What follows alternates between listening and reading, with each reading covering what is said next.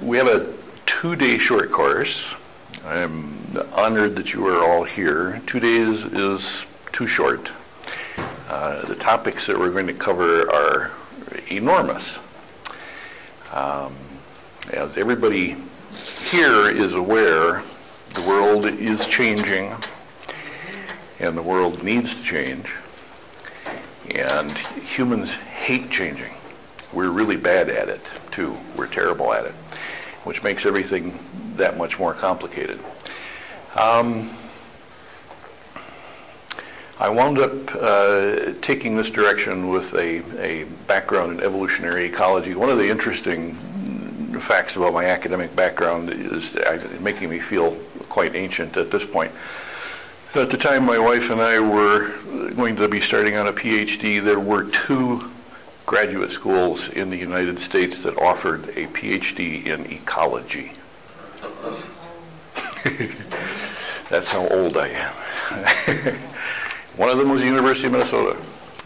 So we came here, but I was still sufficiently weird that there wasn't anybody in the ecology department that recognized what I was talking about. So I wound up in zoology. But we wound up taking this direction, looking at agriculture, because the need was clearly there. When we bought our farm down here in the driftless area, bought it purely because we discovered we were grown-ups. Now, hey, we could buy land. Wow, what a cool idea. We got down here and we looked at the soil maps. The original soil surveys here were done in the 50s, and the hill up in back of our greenhouse is marked on that soil survey as having between 6 and 18 inches of black topsoil. And when we got there in 1975, 1 foot of it was gone. It was 0 to 6 on that hill. And having studied the history of ecology and agriculture, it was very obvious that we're taking this beautiful, beautiful land right here. This is some of the best agricultural land, the best agricultural climate on the planet. It should feed us forever if we don't ruin it. But we are. Our soil is going down to the Mississippi Delta just as fast as it can go. And the critical part to that is the plow. On these hills, if you stick a plow in the ground, you're going to lose the soil. There's no way around it. All of the work that's been done on conservation tillage and no-till and so on and so forth is great, but it's actually quite inadequate. One of the things that we know about erosion is that average weather is not when erosion happens. It's when you get that 100-year storm. That's when you cut massive gullies, and they cut right through all of the conservation practices that there are. They'll cut right through. So they're good, but they're not enough. So we started looking for something else, and that's how we wound up here doing this. Let's see if we can gotta find a place where this actually works.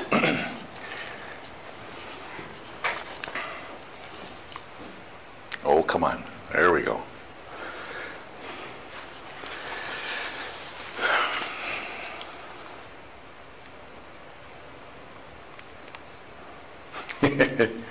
We're not doing too good with the machine here. We have more light on the screen than I would like if we can cut that down a little bit.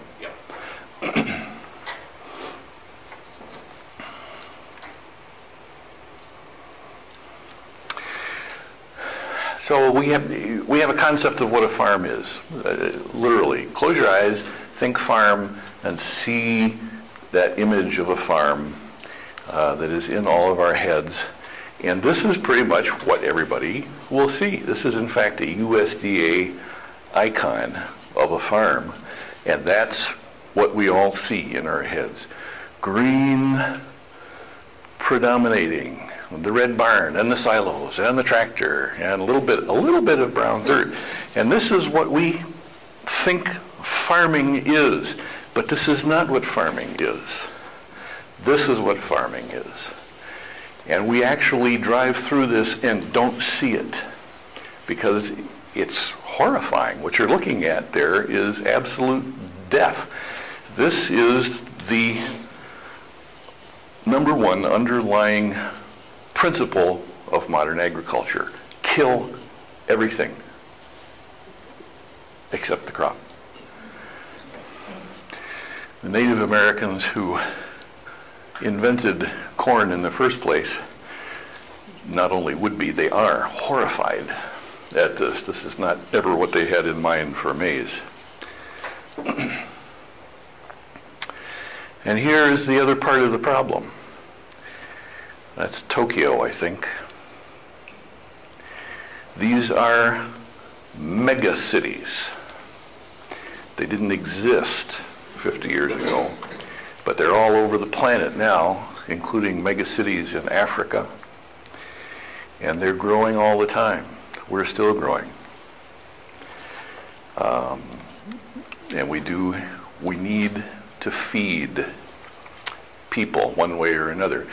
There are lots and lots of discussions one can get into on population. I've been involved in them, actually, on the international scale. I've spoken at 3 international global warming conferences, and at the first one, which was in Washington, D.C., the word population was not on the agenda.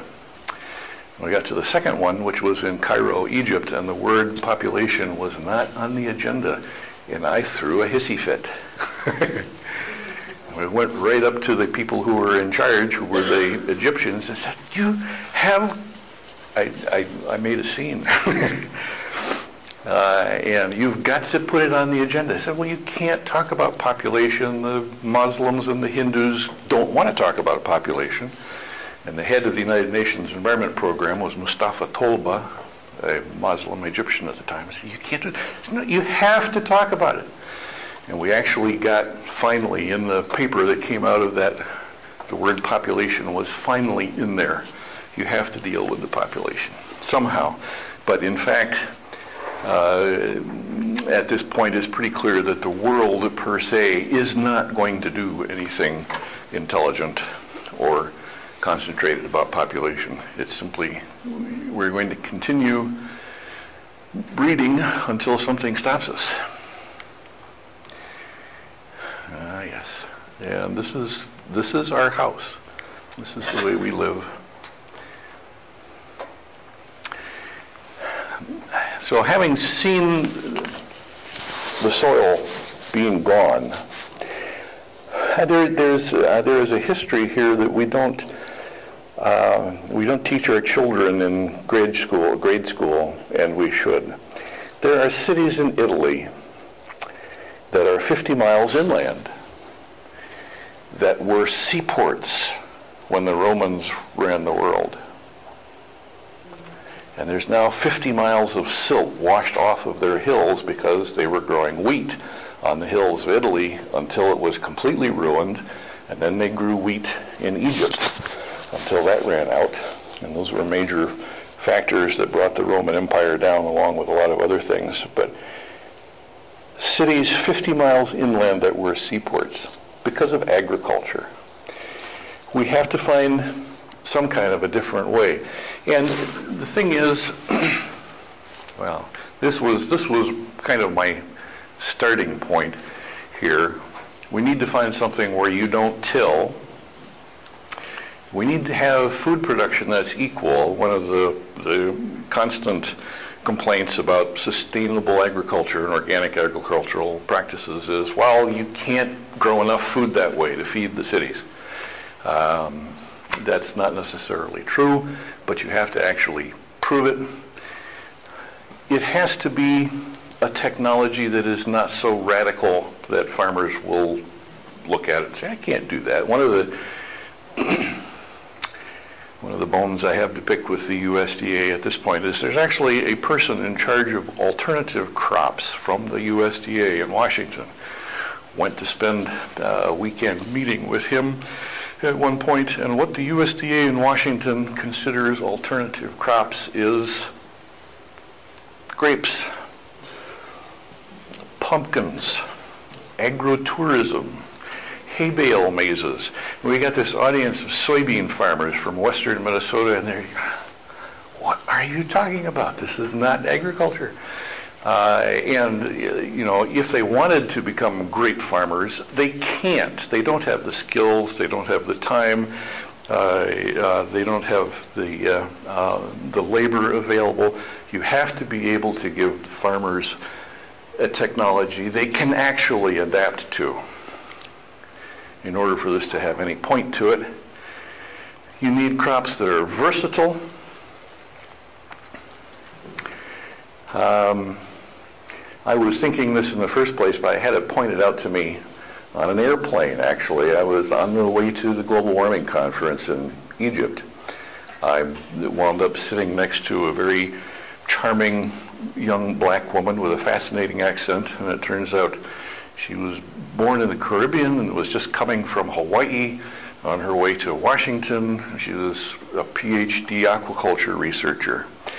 She grew up in the Caribbean, and we got into lots of interesting conversations, and she pointed out that the Peace Corps has probably killed twice as many people as they have actually saved in the process, because one of the standard things that American academic agricultural science pushes is the idea that you've got this primitive village here that's growing this really complicated, you know, they're growing 50 different crops, and they're poor and they can't afford school and they can't afford a sewage treatment plant.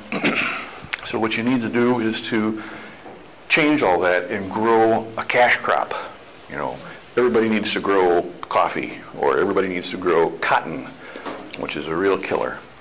And this young woman had experienced some of this and hit me with the fact that what happens is the village listens to this great external expert, and they quit growing their complex traditional agriculture, and they put all of their energy into cotton, and then something happens to the cotton crop or the cotton market. There is no cash, and then they die.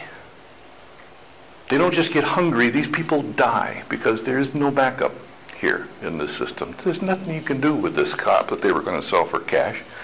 You can't eat the cotton. You can't feed it to your cows. This constant process we have here, and like, you know, we're doing it again with the energy crops. There's hybrid poplar, which, you know, you can chip it and sell it to one plant. Willow. These are one-trick ponies, and they are death traps for farmers. The actual ultimate resource that you have to be working at conserving here is farmers. If you don't have live, healthy farmers, you're not going to have any crop anywhere. And we've been killing our farmers for a long time with some of this stuff. We need to have much lower inputs, we know that. And it needs to be a non-perishable product. You got bean farmers and corn farmers. They're used to harvesting a grain, drying it, sticking it in the bin, and this is all very straightforward. If they have to change, you know, one of the favorites is grapes. Well, the world needs more wine, right?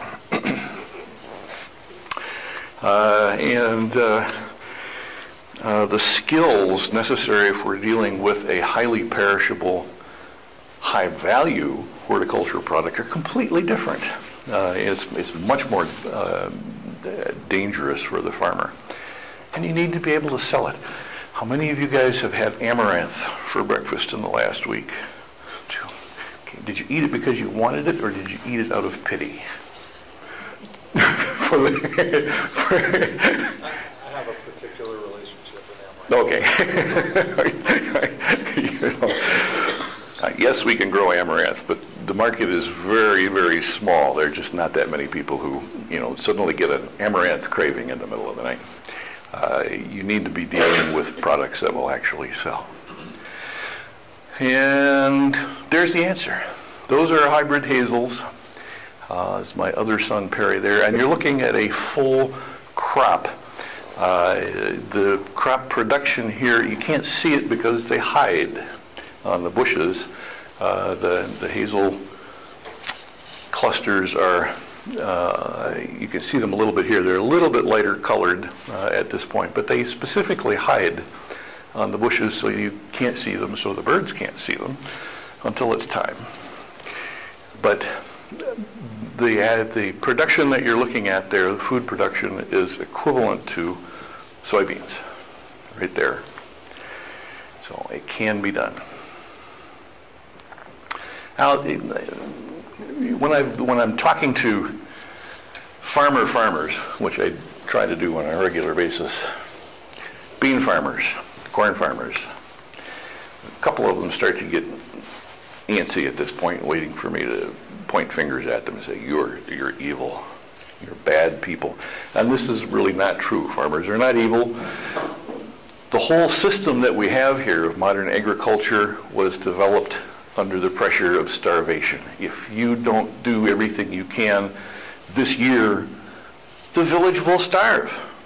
And this whole system grew up by accident. Nobody actually ever sat down and invented agriculture. And this only occurred to me when somebody said, oh, you're just reinventing agriculture. I said, no, we have the opportunity to invent agriculture for the first time. Invention implies intention, thought. How should you do this? Nobody ever sat down and asked the question, how should you feed humanity on this planet without stripping the environment bare? And it's because the pressure was always there. We inherited a whole series of accidents from our ancestors, and the accidents that were turning into a train wreck at this point. So why do we grow grains? There are courses you can take in the universities, history of agriculture, crop history, all that kind of stuff, and just plain history. And the overwhelming assumption you will find repeated over and over again is that the reason we grow wheat and maize and rice is because they are enormously more productive than any kind of wild natural system that you could have in place there. And in fact, it's not true. It's simply not true. There's an awful lot of speculation about how and why. I have my own, which I will pass on to you. I think the reason we grow wheat in particular and rice is because you can make beer out of it. Beer is older than bread by far. And the other piece that goes with that is if you go back to, put your mind back into the hunter-gatherer peoples that were learning to grow stuff for the first time, almost for sure what happened was the Australian Aborigines still gather wild grass seed, the women do, and they pound it up and make flour out of it, and they put it on rocks and roast little pieces of flatbread out of wild grass seed. And clearly that's how all this started. What happens then is that wherever they were pounding, there's this pile of hulls and whatnot and stuff, and you pick that up and toss it on the scrap heap. Inevitably there's a couple of seeds in there. And next year you go out and say, wow, there's wild grain growing on the trash heap where there's lots and lots of nutrients. It's real big, it's real fat, it's real healthy, and it's right here. We could do that. So they start planting some, and you get a little bit more. And eventually there's some that sits by the fire and ferments overnight and gets a little bit alcoholic in the process, and then the birth rate goes up in your tribe with that advent. And then the tribe has to move, because if you're mammoth hunters, eventually you hunt out the easy mammoths here. You got to go where there are dumb mammoths, and you got to pick everything up and move. And you can take the wheat, the emmer, the rice with you and plant it wherever you wind up, and you can have beer the next season. If you're relying on trees for your food, you can't take the trees with you. Now, in fact, hunter-gatherer peoples all over the world get a tremendous amount of food from trees, but it ain't portable. So that is my guess as to why, primarily. It's not because it's much more productive. There's a thread of archaeology I've been trying to dig out here for a long time. One of the standard beliefs about civilization is that cities must have agriculture to support them. You've got to have this big productive system feeding food into the city in order to support the king and the scribes and the lawyers and the priests and whatnot. But there are, I have seen this reference once and I have to track it down. There is archaeological evidence of cities on Sicily before wheat. And what they were living on there on Sicily is what they still live on Sicily, which is chestnuts. They've been there for a long, long time. So there's actually the possibility that there were cities built on the productivity of trees before grains actually came in there as well. So some of those assumptions are not necessarily correct.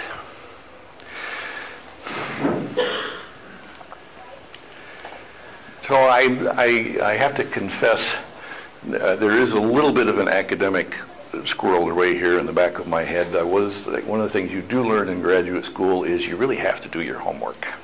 You can't fake it. It really pays to go out back and dig and poke and pry.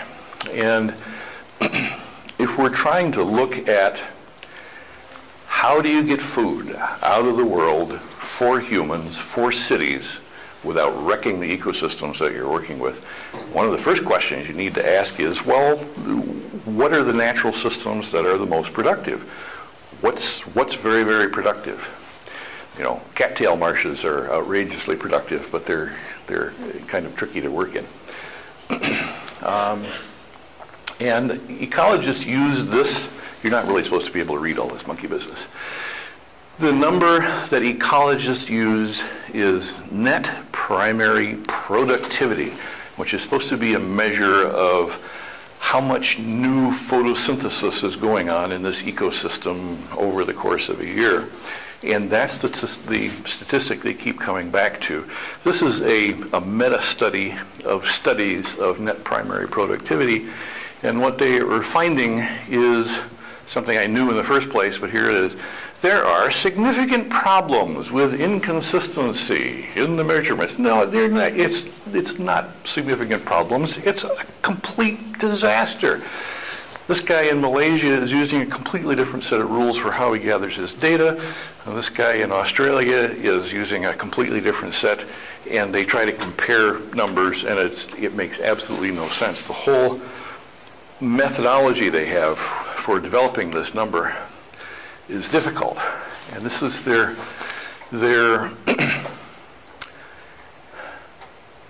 conclusion. It's problematic. That's scientific for silly. The whole statistic needs to be thrown out. But the problem is, in the academic world, the scientific world, you can't throw out stuff. Graduate students come into the system and they say, well, you know, I need to do a thesis. What have other people done before me? And they see what other people have done before, so they tack something on to that rather than saying, you know, this is silly, I'm looking for something else. But I had the advantage of not being in graduate school anymore, and of having a great scientist kick me in the pants and knock some of the silliness out of me. So I started, what else is there? Is there another measure that could be used? How do you measure the productivity of an ecosystem? In fact, there's a great one, but nobody has used it beyond this fellow. That was the thing, Dr. Lawrence was the one who showed me this in the first place. Chlorophyll.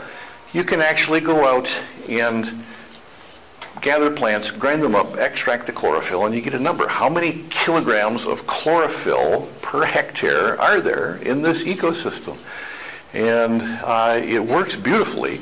Plants, in fact, don't have chlorophyll present if they're not using it. If they will resorb it, they will produce more chloroplasts when they need them. So it's a very interesting measure. Whoops. I thought I had removed that slide. It wasn't supposed to be there.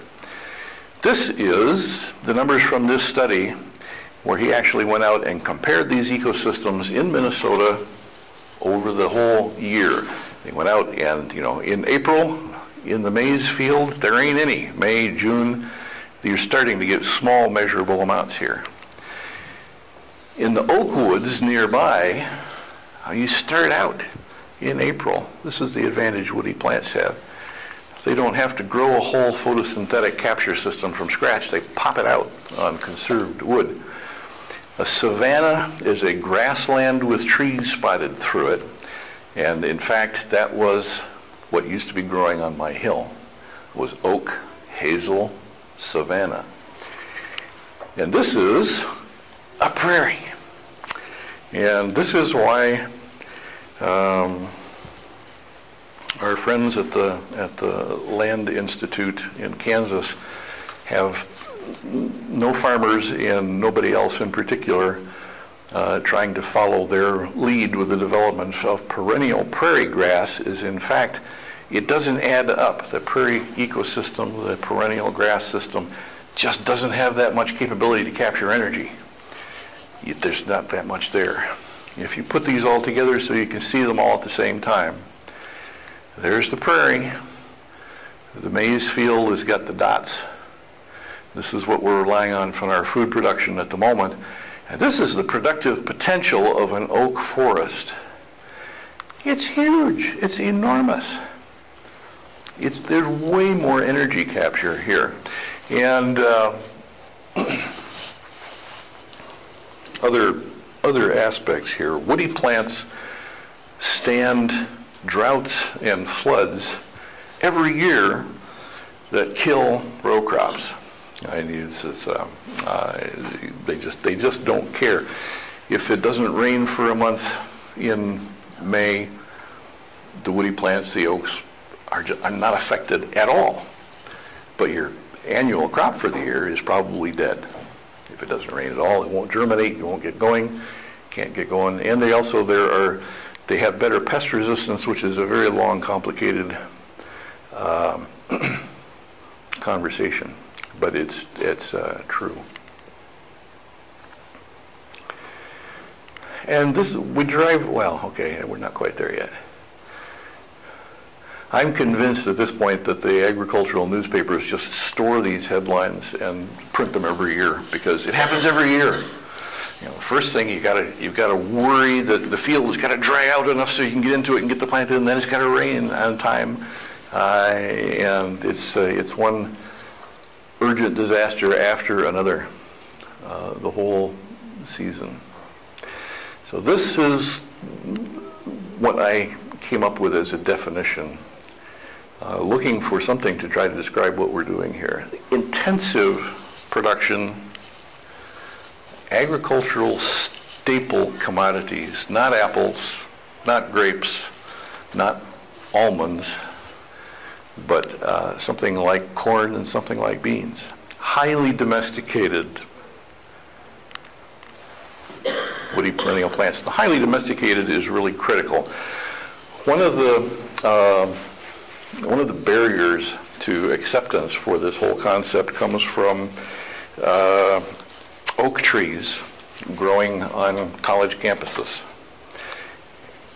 You walk to the library under the oak trees, and you walk back from the library for 4 years or more years if you're a professor, and you notice that what the oak trees do for seed production is once every 5 or 6 years, there's so many acorns on the ground that you fall over. It's like walking on marbles. And the other years, there's nothing, almost nothing. And so, this is the way trees produce seed. We know this, so you can't actually have a crop this way. But those are wild genetics. And the whole concept of looking to wild woody plants for crop production is exactly the same as if you went to the bank, borrowed the money to put in a brand new state-of-the-art computerized dairy operation with individual ear tag feeding and everything, just the absolute best, with borrowed money, and then stocked your state-of-the-art dairy with bobcats for milk animals. You can milk a bobcat, but you are never going to pay the bank back this way. You're going to go broke. What you have to have are Holsteins, Jerseys, domesticated milk animals, and that's what we have to have in the woody plants. They've got to be domesticated. And by my standards, grapes, apples are not domesticated. They are hugely labor intensive. They are traditional crops that we have inherited from antiquity, basically unchanged. The practices are still there.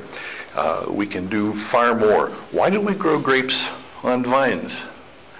We don't grow tomatoes on vines anymore, as of the last 50 years. We bred tomatoes so that they grow in a determinate fashion. You don't have to stake them up. In fact, there's a wild grape in the United States, Vitis acerifolia, down in Missouri, which is a bush. It's not a vine. You could actually breed that cotton-picking killer vine out of the grape if you wanted to, but you have to conceive it in the first place. Grapes are hard to breed too, but since the Greeks, the way you grow grapes is you spend your entire life building trellis, staking them up, pruning them, cutting the vine back. This is not domestication, so we have a very different goal there. Another way of looking at this kind of graphically, in the spring, the annuals are just popping up. They have no root system. They have no leaf system. You got to build all of this with current photosynthesis. And the woody perennial plants have got energy saved from previous years. All they do is pop out leaves, and they've got a full photosynthetic array popped out very early on. There's that field again. This was May 25th, 2002. And the corn just barely out of the ground. And what we don't see, we don't see this. We've got farming beaten into our heads so hard that we don't see the naked soil. We'll see those little bitty pieces of green there, and you won't even see the trees. You drive by, whoa, good agriculture at work. Well, the trees have been capturing tremendous amounts of sunlight for a month already at this point. This is the summer solstice, the middle of the season, and these are soybeans, and you can see most of the sunlight. Half the year's sunlight is gone at this point. Most of the sunlight is still hitting bare dirt. Your bean crop is not catching it, and there's the trees. Same thing on the other end of the system. This is October. The corn has been dead for weeks. The trees are actually still at work, and that turns out to be even more extensive than we thought at first. Just basic potential. This is what annual crops are probably able to catch, and if you have a woody crop, you've got this much more sunlight that you may be able to catch. That's the bottom line. And how much solar energy can you capture? And it turns out, there's an actual number here. Foresters don't talk to agronomists, so they don't actually know this. But agronomists have actually taken whole corn crops and measured, how much sunlight did this corn crop capture this year? Roots, leaves, grain, and all. And the foresters have done the same thing with hybrid poplar, which is the white rat of forestry. And the answer is the hybrid poplar catches almost 3 times the sunlight. It's 3 times the photosynthate, 3 times the carbohydrate made with hybrid poplar than there is made with the maize. 3 times more energy. That's huge.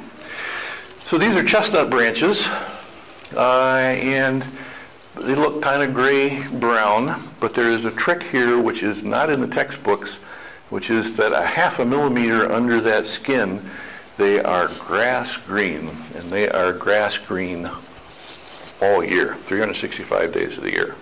And they're not the only plant that does this. The same professor who turned me on to some of this, Don Lawrence, who has passed away, unfortunately, was working with the chlorophyll. He demonstrated not only active photosynthesis, but active starch formation in aspen bark north of Minneapolis in February. It's just got to be a little bit above freezing. And these plants are actually photosynthesizing in the winter. So this is another trick that these plants have available. The chestnuts are very good at it. The hazels are very good at it. When their leaves are off, they are not dormant. What they have done is they've shifted to desert physiology. That's what desert plants do in the dry season. They drop their leaves and they continue to photosynthesize through the skin. Palo verde cactuses all do this kind of thing. Winter is a desert. There are quite a lot of our trees which are dormant. Mature oak trees actually go dormant in the winter time. They have a little chlorophyll in their twigs, but not in most of the rest of it. That's complicated. But this is a huge resource. It's part of the way that these woody plants are so much more productive than the crops we're used to. And these also, we have some, these are hazels. We have some hazels where just genetically, they literally produce more nuts than they produce leaves. And they say, well, you can't do that. It won't support it. And they will, because the husk is actually another photosynthetic organ. It's not just it's full of chemicals to keep the deer from eating this anytime soon. But besides that, it's also green, and it's photosynthesizing. Chestnuts, the same thing. The chestnut burrs there are really quite good photosynthetic organs. So the plants are just not missing a trick here. Everything they pop out, even when it's part of the seed production, is catching sunlight. They're just really good at it. In terms of your inputs, I went to a row crop neighbor and I said, what do you do here on this land? He said, well, fall plow. You're not supposed to fall plow. Most farmers still fall plow, because if you don't, it's 2 weeks later in the spring before you can get into the field. It dries out slow. You've got to work it down. So the fact is, most of them will still fall plow to get that jump in the springtime. Disc a couple times, plant the seed, cultivate, fertilize, and if you have a woody crop, most of this stuff is out the window.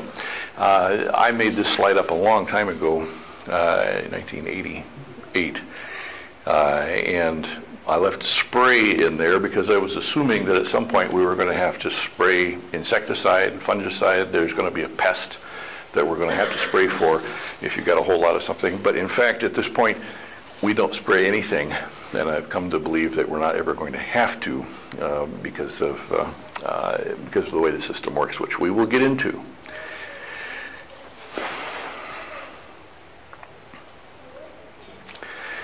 It took me 2 weeks to put these numbers together using the UN, Food and Agricultural Organization Statistics Service. The problem is the numbers around the world are not reported in the same way. They're reported in wildly different categories, and I had to translate not only pounds into kilograms, but wheat is reported at 14% moisture, and rice at 10%. I mean, you got to get all that monkey business out. But this is just oil productivity, metric tons per hectare per year. And the stuff that we're relying on here, canola is a little bit better than soy. Peanut is better than soy, but it's a lot more expensive to grow. Cotton, which we collect a lot of oil from, although it's not treated as a food crop most of the time. They spray stuff on it, or used to, which is not legal to spray on food. But over here is oil palm. It's an order of magnitude. It's 10 times more productive than soybeans. It's huge. Part of the reason is it's tropical, it's equatorial. You get 365 days of sunshine a year. It's a horrible crop. Don't eat palm oil if you can avoid it. Most of it is harvested with slave labor from children and whatnot, although the oil industry has now got an ad campaign going. I don't know if you've seen it. It says, wonderful palm oil, it's so good for the people. It's quite nasty. The trick is every oil palm tree has to be harvested. There's a new 50-pound cluster of oil palm fruit every 2 weeks. So you got to go through the whole orchard, the whole planting. Every tree has to be picked every 2 weeks. It's hugely labor intensive. Machines don't do it yet. But it's outrageously more productive. And part of it is because it's tropical, and part of it is because it's a tree. And these are the numbers for the hazels. This is where we are kind of at the moment with the genetics that we have. We can see that we can get here with much better, just with what we have available right now for genetics and practices, we should be able to get to there within a few years. And this is what we're estimating based on best genetics. If you can get those best genetics to do that every year, which we have not done yet, you may be able to get the hybrid. And this is in Minnesota, not the tropics. And it's because it's a woody plant and a hybrid. There's the oil palm. And each one of those clusters weighs at least 50 pounds. Very high moisture. And that's the way you grow oil palm. It's really quite nasty. So back to that slide and explain what we're exactly looking at. How does that, I mean, they've obviously ridged that whole area. Yep. The roads are on contours, so you can drive the truck up and pick up the bundles that are pulled to the side. This, I think, has not really been planted. This is, or has just been planted, the oil palm, so the trees are not there, so you can see what they're doing to the ground. And of course, this was rainforest. Yeah, I know that it looks very similar to what they're doing to grow bamboo now as well, stripping out hillsides and cultivating them. Yeah. Yep. Well, I've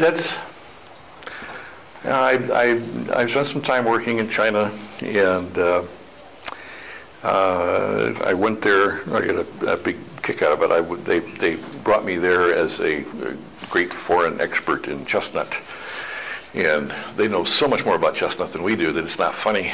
There's one county in the province where I was working that produces enough chestnut to supply the entire U.S. annual consumption. It's huge. But the Chinese feel like they are behind scientifically. So when they look at their traditional practices and they want to improve them, the first thing they do is they buy the latest English textbook from Texas A&M and translate it, and then they just, this is the best, we'll do it this way. And what they were doing was removing very ancient sustainable practices and putting in huge, large-scale monocultures. I managed to save their butts a couple of times.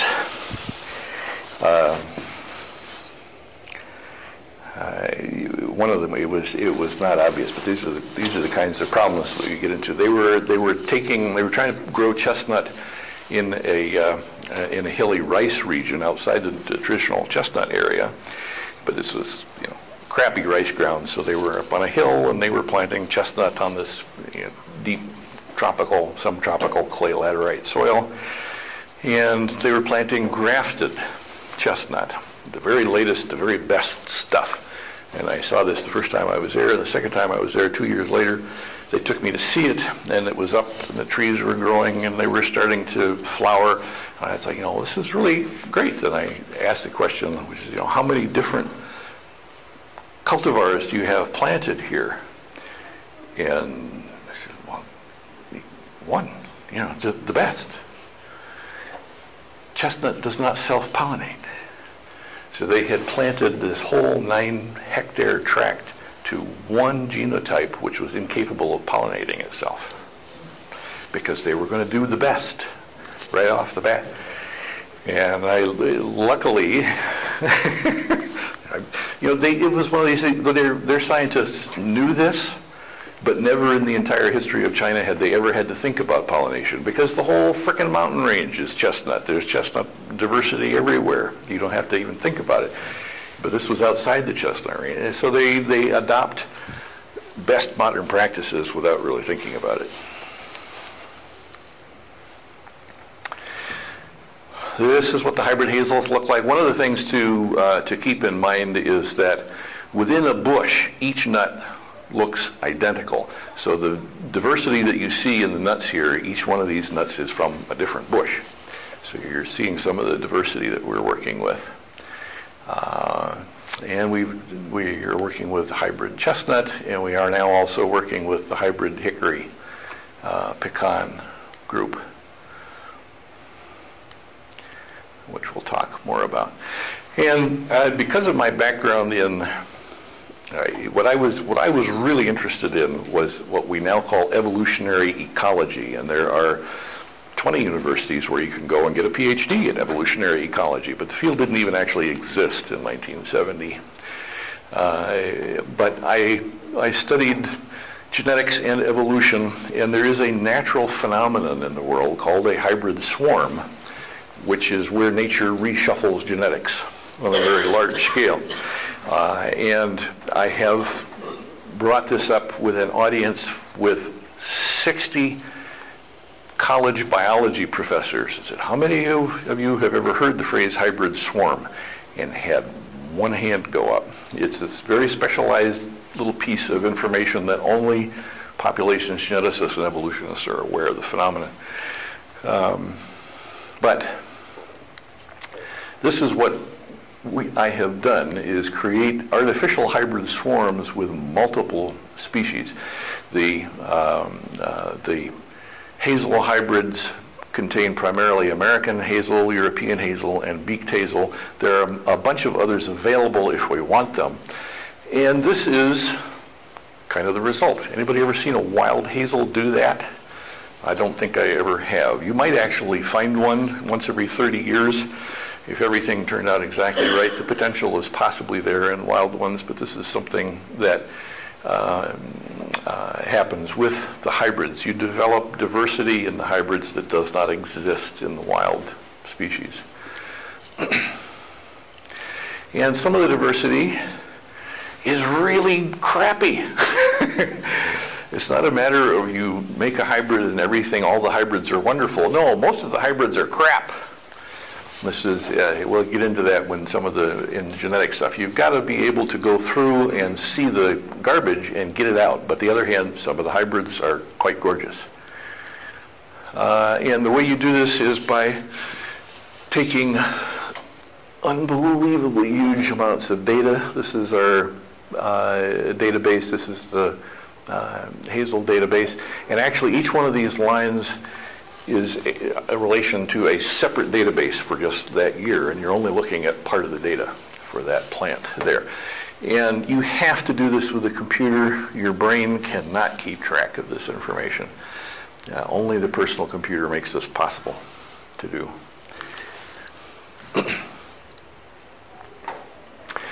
There are other species out there. Every once in a while, somebody will become familiar with this, and they'll say, great, we should plant hybrid hazels in South Africa. Not necessarily. They've got other species in South Africa. The point to this is this process of the hybrid swarm generation, the generation of domesticated diversity that you can then select, you can do this with 1,000 different woody species all over the world. And it can be done in the human time frame. I started this 30 years ago. We're not anywhere near done, but we've made enough progress that there are now 5 universities picking this up.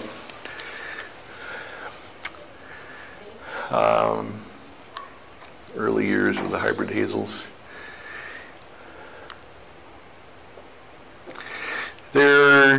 Something that we have learned, which we didn't really expect. The root systems are immense. This was the top of the plant that we cut off right there. And we took a backhoe and went down 6 feet and then went down further. And they're enormous. They go down at least 10 feet down, and there are roots in the top out to 12 feet, and these surface roots put down verticals all the way around. They're huge. Yes? It's been an hour, and you're about halfway through the talk. Been an hour. Oh, dear. Oh, okay. Yeah. Well, I wasn't figuring this one for an hour specifically. Here, so, oh yeah, okay.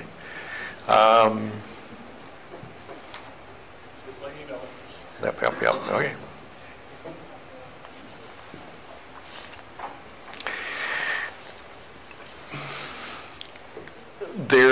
The crop is very hard to see, and this is a particular plant, and you're looking at 9.7 pounds of dry nuts on this one bush, which, if you had a whole field of that bush that was producing this way, you'd be looking at 3,000 pounds to the acre of just dry kernel and 5,000 pounds of dry nutshell, which is a crop. You're not throwing that away. That's part of what you're getting. So. Is that average, or is that on high end? That's the high end. Yes, very much. That's the high end. What are you using the nutshell for? Well, yeah, you can burn it. It burns like anthracite coal, but there are much higher possible products, including antibiotics from the shell. It's been done. Since we're recording, you repeat the question. Since we're recording, you repeat the question so people can hear what we're talking about. Okay. Yep. Yeah, and this is, what you're looking at here is being done without insecticide or fungicide. So, these are new crops. There aren't any old orchards or old machinery or old practices or old growers, and this is both advantageous and disadvantageous. If you have to displace old practices, that's much more work. But when you're starting from scratch, there are additional difficulties. And the thing is, there are three real paradigm shifts involved in this. And everybody at this point, the world agricultural community wanders around mumbling to itself, we really got to do something different. This is not working. Even the professors say, this is not sustainable. You can't do this. But what they really want is to fix it slightly with a Band-Aid, they hope. And a real paradigm shift, which everybody knows is what we need, is painful. People claim to want them, but they resist it. Changing to perennial woody plants for basic human food production is a huge shift. The management processes where we're using ecosystem pest management without spray is hugely different. It doesn't mean you sit back and do nothing. It means you tweak the environment this way, and you've got to keep your hands on it and keep an eye on what's going on. But it's radically different than, there's a pest, go get the 7 and spray it. It's radically different, and the work is different. Row crop farmers are adrenaline junkies. In fact, everything is an emergency. In the spring, just, the instant the field is dry enough, you got to get on the tractor and get out there and get it worked up, get it right now. And same thing. When it's harvest, you work 24 hours a day, driving at night, and everything is an emergency. And with the woody perennials, it's kind of the other way around. You need a different personality. Harvest is kind of an emergency, but the rest of it, you could do this next week. It's not a big deal. And the thing is, then you actually have to do it next week. So it's quite different. These are hazels in our planting in Illinois. This is 1 month after machine planting, year 2, and we ran into difficulties with the farm manager here, who was an older gentleman and had been raised in the world where weeds are from Satan, specifically. Weeds are evil. You must get out and kill the weeds. If there's one weed in the garden, you're a failure as a human being. And we're trying to get around this concept here where, grass is not evil. The plants can compete with it perfectly well if you take care of them in a certain way.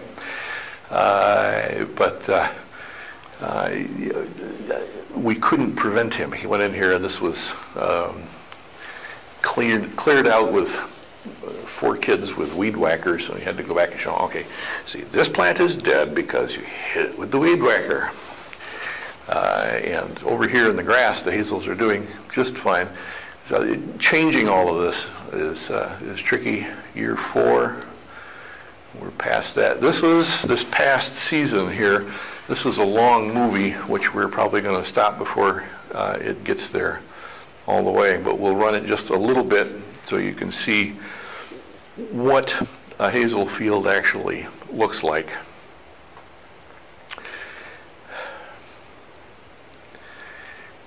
And this is the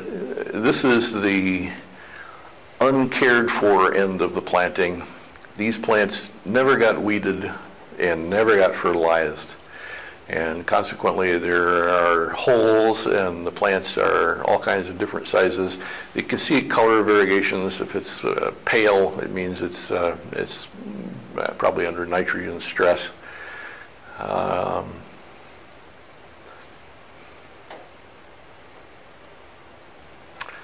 What we did, we managed to get there and get the whole field fertilized this past season. And if I'm not mistaken, right about here,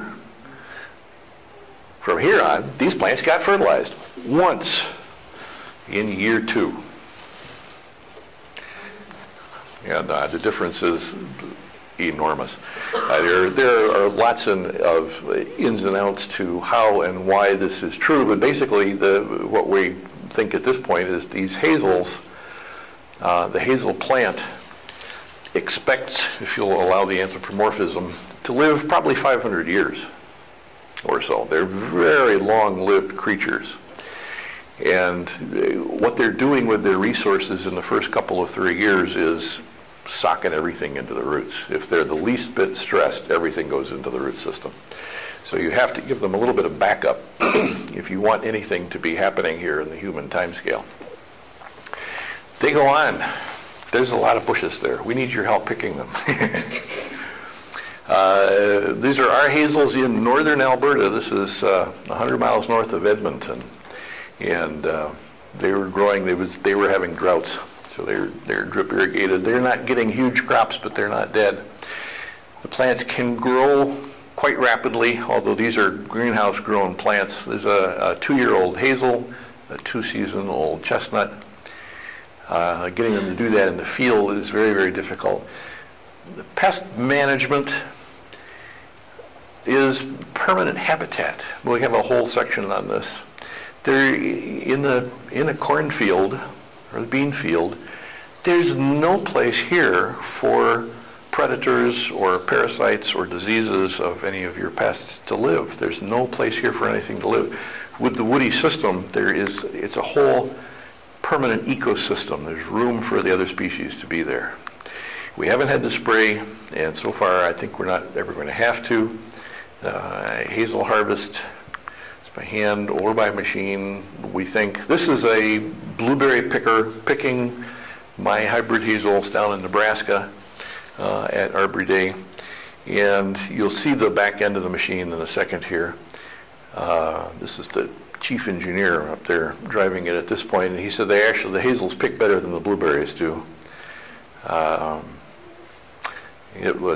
machine is self-propelled, all hydraulic, driven by a 50 horsepower Cummins diesel. This is the back end, and the fingers slap the plant back and forth. The nuts fly off and go into the harvest thing down there. And we were, it doesn't take the leaves off, it doesn't take unripe hazels off. We were picking walking sticks, insects, out of that harvest box there, and they'd get up and walk off with one broken feeler or something. It's a spectacularly intelligent machine, and we hope to be using that this year or something very similar. Are you seeing any damage to the plants at the terminal ends of the branches? No. These machines have been used to pick blueberries for going on 30 years now, and Basically, the force required to pick a ripe blueberry off of this plant today is different than the force required to get that same ripe blueberry off of this plant tomorrow at 4 p.m. instead of 2 a.m. So the machine is adjustable. You got 4 rheostats adjusting the force, and the driver just looks over his shoulder and twiddles the knobs until everything coming out the back end is blue today, and then you go. So they're highly adjustable that way, and you can tweak it so that you're not hurting the plant any. That self-propelled machine there is about $70,000. At this point, if you're a blueberry grower, you have to own exactly 4 acres of blueberries to need that machine and be able to pay for it. But that's it's a much higher end product, we think, than the Hazels are going to be eventually. But there are cheaper ones available as well. These are our Hazels. The universities got real interested and started frothing at the mouth when I published a little paper about the potential for using Hazels as energy, because the grant money right now is all for energy, right? But in fact, with the Hazels, you can get between 200 and 300% more oil per acre than you can with soybeans. Well, soybeans, when I made this slide up, people were still talking about soybean biodiesel, and that's kind of faded at this point because it's really quite obvious that the economics don't work there. But what you're looking at there is burning whole hazelnuts, oil and shell and all. There's a lot of energy. We had already run some of them through their process there, and we were getting, if you know how these numbers work, there were 9,200 BTU per pound, and it was 2 and 3% ash. It's very high, very good stuff. Whole shell, whole nut. There's lots of stuff we have to do, yet there's a lot of grass in the system. You'll hear us talking about that. What we have to have as we go forward here is we need real, live, honest, whole system cost-benefit analysis. We've already got a couple of people wandering around, touting Hazels as a get-rich-quick kind of operation, which, you're not going to get rich quick, if at all, here. But you need to have real systems analysis. Peanut butter is a good food for children, but a cracker is a very bad delivery system. Most of the food is not getting into the child on the cracker. So the cost benefit here is negative.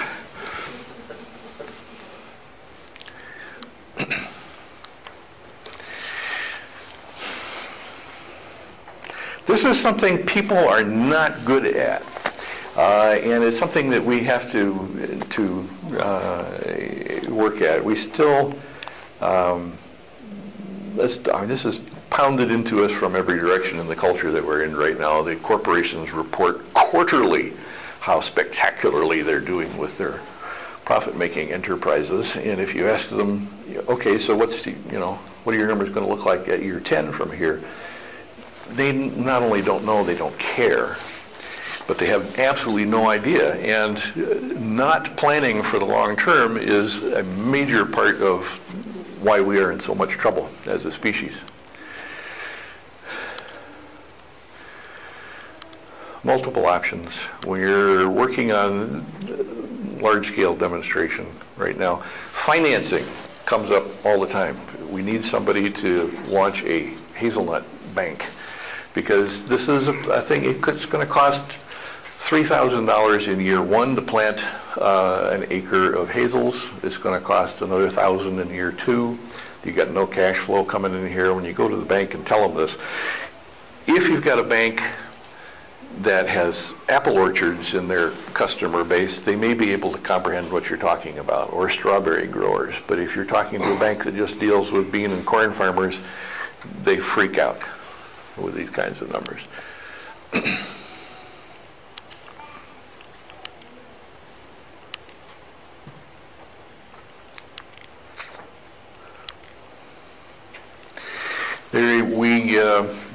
We do harvest the wood periodically. This is a row of hazels that has just been cut to the ground. This is a hazel bush that was cut to the ground 18 months before this picture was taken, and those are the nuts that we picked off it, and we've not been able to do that again. We know the doggone plant can do this, but they've got some tricks that they're not telling us yet about exactly why and how. So there are plenty of kinks to be worked out here. When they are coppiced, some of the hazels are hit by deer, but some of them are not also. Handling the coppice wood, at this point we're doing it by hand. There are machines, the willow harvesting machinery from Europe will work to do this, but again, it's the thing where you've got to hit the critical mass where it's worthwhile bringing it there, and we're just starting to get to those points. Okay, that's number one. Okay, we have. Any questions? Yeah, questions about any of this stuff, the energetics of the process at this point. Just quickly about the coppice. So if I have some plants that aren't doing so well, should I cut them down to the ground and just encourage some new growth, or keep them alone? When were they last fertilized? What was their last crop? I haven't seen a crop, and I think they're around 8 years old. I didn't plant them, and I sprayed them with foliar feed every year and mulch them. Yeah. Some get a little bit less feed or less mulch than others. Some of them are producing a lot, but they're just in stragglers. Right. Yep. Back. It probably won't hurt them to cut them back, and we'll get to the next presentation is what, hazels, right? We'll get into a bunch of that at that point. But coppicing in the early years is